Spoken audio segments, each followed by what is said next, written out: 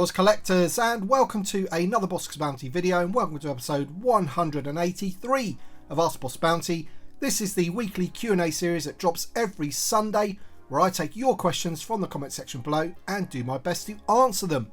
So if you do have a question for next week's episode and you want to be featured in the video, be sure to leave that question in the comment section below of this video. I want to apologise for no Ask Bossk Bounty video last Sunday, and also a big thank you to all the people that sent well wishes in the video that I did put out in its place. I am feeling much better, so thank you all for the concern. It really is appreciated. Before we do get on to this week's questions, I do quickly want to open a parcel on camera so I can thank the person that sent it, and it is from my good buddy Daniel Chart. Here's the parcel. I don't have too much room on my desk, so I'm just going to take the contents out and show you what's inside. And on the top there was a note, and it says, "Hello mate, I hope this package finds you and your family in good health. I noticed recently while I was watching your latest room tour video that you are missing a couple of important parts for your trash compactor diorama." The diorama was in fact made and gifted to me by Daniel Chart, so here we go. Here is some more junk so you can build up the sides, and also Her Highness herself so you can complete the scene. All the best, Daniel. Cheers, Daniel, mate. That is very, very generous of you, buddy. And this is what was inside. Oh, it's taped together. So we can see we have Princess Leia. I think that is the Vintage Trilogy Collection one. I do have that one on card. I've never opened it because I was waiting for Hasbro to get their finger out and basically make a new one for us, which they haven't done as of yet. So this will, as you say, go very nicely in that diorama, Daniel, and yeah, we'll complete the scene. And there is some more junk bits to go inside it, some more trash compactor bits and stuff. That's great, thank you, mate. Let's get the figure out quickly so we can just take a quick look, see what we're dealing with these days. There she is, Princess Leia. So thank you very much, Daniel. I think she's going to be in my trash compactor diorama for a little while yet before we do get a new one of her. Hurry up, Hasbro. And then, of course, when they do make a new one, I'm going to need multiple ones of Leia anyway, because we've got loads of different scenes that we can put her in. But thank you so much, buddy. I will indeed put some more of this stuff into my trash compactor, and Leia will go in there as well. So thanks, buddy. I really appreciate it, mate. Osin and Ked says, "Not sure if I'm commenting on the correct video, but here it goes. Question for next week. What are your thoughts on the new backside of the card back? I feel like the picture of the character should be from their first figure release like it was before, and not just an action pose of the current release." Yeah, so if anyone doesn't really know what's happening here, is that Hasbro revealed at SDCC that they are changing the card backs for the vintage collection. They are going back to something like this. So the person that asked the question is absolutely right. What they used to do is they used to put the original release of that particular figure. So this is the Sand Trooper. So the first time we got the Sand Trooper was in the Power of the Force. So they've put the Power of the Force there, a little bit of a write-up about him, and actually give you the dates as well. So yeah, what they're doing is they're showing you a picture of the figure that you're getting, which is a bit weird for me. At the end of the day, we all know why they're doing it. They're doing it so they don't leak any more figures at conventions, because people are clever. They look on the back of the cards, they see a picture of Morgan Elstrom or whatever her name is that's going to be in Ahsoka, and Bob's your uncle. Everybody knows that we're going to be getting that figure from Ahsoka before Hasbro get a chance to reveal it. So I think that's probably the reason why they're doing it, not because they want to freshen things up, but they don't seem to have done it correctly, because it should be a picture of the original release, but hopefully they'll learn that and change it in the future. GA says, "Hey BB, thanks for another weekly installment. Sundays just wouldn't be the same without them." Thank you, buddy. Question for next week: what was your favourite reveal from SDCC? Also, if Hasbro offered you a TVC Krrsantan or a TVC Bossk, but not both, in 2024, which would you choose? Cheers, man. Oh man, that second question is difficult, but the first question in fact is quite difficult as well, because it was a weird one, because a lot of the things that we saw were already pipelined. Obviously we've got the Ghost. I mean, that probably is my favourite reveal. That is just looks amazing. But in terms of like the other releases, I'd probably have to go with Grand Admiral Thrawn. I do like the officer uniform and the figures that we're getting with that sculpt now, and Thrawn is just a perfect one, isn't it? And I would expect that will give us the live action version of him as well. So I'll probably pick that. Revan also, obviously. I'm not really a massive video gamer, so that one comes a close second. But in terms of would I choose Bossk or Krrsantan, I think there's arguments for both. I think if they were to do a new Bossk, then that would give us the pilot's outfit, or at least a lot of it, for other figures, maybe like Boshek and people like that. But then Krrsantan is just the card back for that and that figure, and also it opens it up for other characters as well. There's the same species in Andor and was the assassin as well in the Mandalorian as well. So they could do a few different ones with that one as well. So it's a difficult one, but I think if I had to pick, I think I'd go with Bossk, just purely because I think it opens up a lot more characters. Alex Martin says, since we're getting a Finn figure in TVC, do you think we'll be getting figures like Ben, Solo, Poe Dameron and General Hux in the coming future? I wouldn't rule it out, sequel trilogy figures in general, but I think the Finn one is like a bit of an easy one, and dare I say it, a lazy one for them to do as well. When I first saw that revealed and announced, I thought it was going to be a Rise of Skywalker figure, but in fact what they're doing is they're just repacking the 3.75 inch Black Series one with photo real, which, you know, I mean, that figure was peg warming anyway. I've got nothing against the figure. I actually think it's a pretty good likeness of Finn, but do we need Finn, that Finn specifically, in TVC when the other one peg warmed so hard? I would say no. I think that one's probably got more to do with Lucasfilm than Hasbro personally, but it is what it is. In terms of other figures from the sequel trilogy, as I said, I don't think they'll rule them out, but I think with that one, it's an easy one for them to do. If they wanted to do Ben Solo or Poe Dameron from the Rise of Skywalker, for example, then those would probably have to be newly tooled figures or partially tooled figures. This one, the Finn, it's costing them nothing in new tooling. Aqualish Doug says, do you see them using the new Krrsantan tooling to make a new Tarful and Captain Meru Meru from the Battle of Kashyyyk? I would love to see them do a Kashyyyk focus with Wookiees, 41st Legion clone and scout troopers, updated Commander Gree and vehicles for the 20th anniversary of Revenge of the Sith in 2025. Wouldn't we all, my friend? Wouldn't we all? That would be awesome. New scout troopers, new 41st Legion, new Gree, fantastic. In terms of using the sculpt for Krrsantan, then I would say 100% yes, they will use it again for other Wookiees. Tarful and Meru Meru spring to mind, don't they? There are other ones as well of his size, so we'll have to wait and see. But I can't see them just putting out that one Krrsantan and then the SDCC version with a different head and saying that's it for that sculpt. I'm pretty sure they'll use it for other things, but when that will be, I've no idea. JD3962 says, we now have over 300 figures in the vintage collection and still no sign of the original heroes from the original movie, Han, Luke, Leia, Ben. What do you think Hasbro's waiting for? I'm glad we're getting new media characters for the people who want those, but we're still missing the most important characters in the saga. And I completely agree with you, my friend. I think there is a section of people that would say, well, I've already got lots of different Luke Skywalkers, you know, we don't need them made again. But I'm in the argument that we do. I think the vintage collection is missing the main heroes in updated form, in the sort of standard that we're getting for, like, you know, Andor figures and things like that. What I would say is that I do think Hasbro have listened to that. They mentioned Make the Mains on many different interviews at SDCC that I watched. I watched Victoria's Cantina, I watched John Miko's, I watched the Imperial Communiques. There was a couple of others that I watched as well, which I can't remember who was the host, I do apologise. But in many of those, they mentioned Make the Mains campaign. So they are aware, and I wouldn't be surprised if we see one, maybe two of those next year. I remember also Patrick saying that we probably won't get them all in one hit. So I think it will be over the course of maybe a couple of years. But we are definitely going to see those, I think, in the near future. I think the fact that they were mentioning it so often and the fact that they saying that they listen to the fans, I think we can expect some of those soon, which would be good. Charger9105 says, hi BB, question for next week. I know you're a big advocate of rocker ankles on the more recent TVC figures, but I just have a hard time supporting rocker ankles when they lead to such undersized peg holes on the feet of those figures. The peg hole on Hunter in particular is barely a dimple on the underside of his feet. What techniques do you use to help TVC figures fit snugly on pegs on standard action figure stands? Appreciate all you do for this community.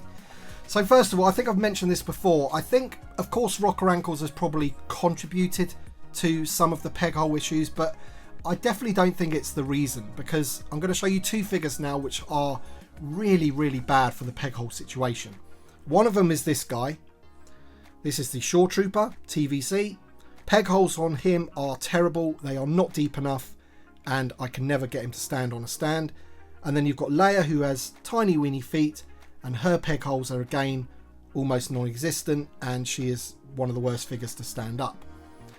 Both of those figures do not have rocker ankles, and there have been some instances of figures that do have rocker ankles where the peg holes are absolutely fine. So I don't think it's necessarily a thing. I think there's always been an issue with peg holes. What do I do to combat that? I usually break off a little bit of the peg with some pliers, and then it sits a bit snugly on the stand, but obviously you do still have the problem of maybe toppling over. So a little bit of blue tack maybe underneath the foot on that stand will help them sort of sit there in place. But even Hasbro has the problem with this. If you look at their stand, when they're at conventions, all of their figures have glued feet to their stands. Obviously, there's more chance of them being knocked over with people knocking into the cabinets and things like that. But still, they don't trust just the figures standing there basically, or on a normal stand. They've had to like glue them down. The peg hole situation does need to be sorted out, but I don't think, as I said before, it's a direct result of rocker ankles, as these two figures prove. Also, when you look at this figure, this is a female character with small feet. Pretty sure the Bo-Katan figure that has got rocker ankles, I'm pretty sure she's fine. She's standing in my cabinet right now on a stand, absolutely fine. Shazoom says, hi boss, question for next week. As we have all complained, Sabine's helmet looks bad, but why are we blaming it on it being removable when her figure in the Rogue One line had a perfectly fine removable helmet? Is it possible it's just a bad sculpt? I've got to disagree with you, buddy. I'm going to put an image up here right now of that Sabine figure that you're talking about, the 5POA version from the Rogue One line, and I think her helmet looks ridiculously big. And I think it could possibly be because it's an animated figure. To me, that head looks like an ant's head, it's so big. But yes, the figure that we are getting in TVC in that deluxe box of Sabine has a comically large helmet, which isn't good, and I'm sure Hasbro have heard the complaints. Not too sure what they're going to be able to do with it. There's certainly nothing in time for that figure, but in the future I think we've talked about maybe swappable heads with helmets and things like that. It's just not good, man. It's not good for that figure. It's probably the worst. It's worse than any clone we've had. It's really, really big. Justin Riley says episode 182 was great as always, BB. Question for next week. I really love the old man versions of Rex, Wolf and Gregor that appeared in Rebels. Now that old man Rex has been rumoured to make an appearance in Ahsoka, what do you honestly think the chances are that we will get this in TVC? On the plus side, he's a hugely popular figure. On the downside, he would need a complete retooling. So I personally think if the Ghost backs with over 17,000, then that really does push home the whole Rebels thing anyway, and I think Old Man Rex would be a possibility in the line anyway, regardless of whether he's in Ahsoka, but hopefully he is in Ahsoka, and as you say, we'll get a live action version of Old Man Rex. If they do him, then it sort of opens up the possibility more that we could potentially get Wolf and Gregor, but honestly I don't think we'll get those. Rex being Rex, I think he's the big possibility, and let's keep our fingers crossed for him, man, because I would love to have that in the TVC as well. Jackson Smith says, another great episode. Question for next week. Would you ever consider making a podcast to just talk about TVC and or any other things? I know that I would listen to it, and I'm sure that many others would too. P.S. Always a great way to expand your audience too. Believe me, my friend, I would love to sort of devote more time to this hobby. I could talk about the TVC all day, every day. Unfortunately, I do have a day job, and you know, making the videos that I do and updating my website and things like that, that does kind of take up all of my time. I think there's also some great other podcasters out there like Victoria's Cantina and the SWTVC. They do a great job, and maybe they don't need me in that space anyway, but it is something that I've thought about before. I've guested on other people's podcasts, which is always great fun and everything. And it is something that I would love to do just purely because I love talking about the vintage collection and Star Wars figures and things like that. But unfortunately, it's just a time constraint, really. What I must do is more live streams. I should definitely get back into doing more live streams, get the Vintage Collection show back on YouTube. And that is definitely something I'm going to be doing in the near future, 100%, because that is kind of my way of talking to other people in the community about the Vintage Collection. But, you know, with all the things going on with my collection room build and things going on in the house and everything, it just hasn't been possible. But it's definitely something that I'm going to be getting back on the channel soon. Norman Diaz says, hey Tim, hopefully you are feeling much better when you read this. About the Ghost, I'm on the fence because of the cost, but man, I am really tempted to back it. It's just an awesome display piece and will complement my Falcon. Question for next week, do you think that Hasbro will give us a light side Revan like the Black Series? I kind of think that's inevitable. Again, in the SDCC interviews, I heard Patrick even mention it because I think somebody asked him the question, and he even said, yeah, a bit like the Black Series, you know. They're paying all that money to make that sculpt for Revan. I don't think they're going to waste that. I think the obvious choice is the light side Revan, and I think we'll probably see that sooner than you think. Okay, a few questions about the HasLab Ghost and what goes with it, and this one is from This Is TJ, and he says, love the videos, Bossk. I got back into collecting about a year ago, and I've been watching your videos for reference the past few months, which absolutely helps. Do you think if we make all the tiers, would they think about including a card back with the entire Rebels mural, since a lot of us will be opening our figures? Thanks again for your videos. So I'm not 100% sure what your question is here. Would they think about including a card back with the entire Rebels mural? I don't really know what you're asking there. I think maybe you're asking, will we get the other figures that aren't included? So we'd end up having Chopper and Sabine with the murals. And the answer is, I think Patrick again answered this in one of the Q&As. I think he said, if we hit all of the tiers, nothing is planned to give us any more figures necessarily. You know, they've got no other plans for more tiers. We'll have to wait and see. But I personally don't think they will release those figures in with the Ghost. I think if we do hit the 17,000, then maybe they'll release those further on down the line in the main line to complete it. We're already getting Sabine in the main line in a deluxe box. They could retool her, repaint her or whatever, and put her on one of those mural cards, nice and easy.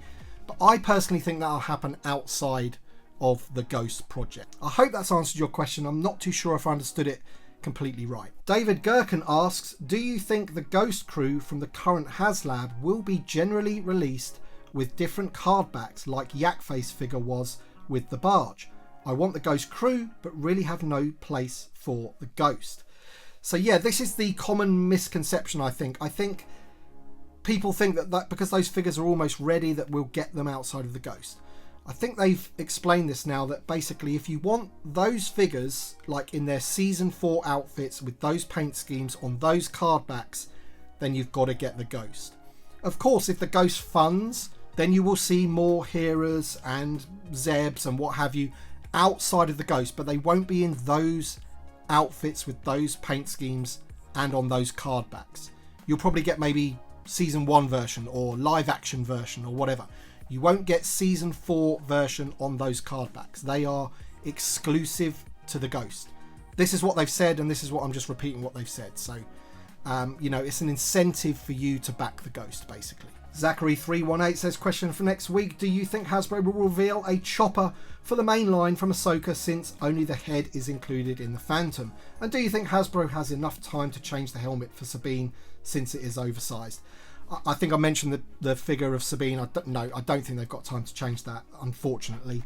In terms of Chopper, yeah, I mean, he was definitely missing, wasn't he, from the whole sort of HasLab thing. You get the little head in the Phantom, but that's about it. So I think it's safe to say that Chopper will be coming, because you know, he's going to be in Ahsoka, isn't he? And you're right, he could well be on an Ahsoka card in the main line. So that, you know, if you've backed the Ghost, you're going to get all those figures, and I'm sure we'll probably get others, as I've mentioned, in their live action appearances or outfits or what have you. And I don't think Chopper's any different. Nino Brown says, watching all of your coverage, live streams included, big ups to the quality and time commitment. Thank you, buddy.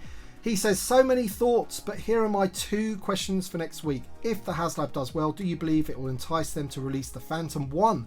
There are 2 pegs running down the middle of the landing bay, which may get in the way of the previously released ship. Just a guess on my part. And do you believe they will release the figures without the added accessories on regular card backs? Seems silly not to take advantage of the tooling. So yeah, I answered that previously. Yes, they will take advantage of the tooling of those figures, but you won't get them in their season 4 outfits. So I don't think it's going to be a case of like, here's Ezra without the loft cap, for example, on his different card back, but looking exactly the same as the one that you get in the Ghost. I don't think that's the case. You may get a different version of Ezra though. That's entirely possible, absolutely. In terms of the Phantom 1, I think they've confirmed that yes, it does not fit with the Ghost. The one you get is the Phantom 2, which is also in the Ahsoka show. The Ghost and the Phantom are based on its appearance in the Ahsoka show in terms of its deco.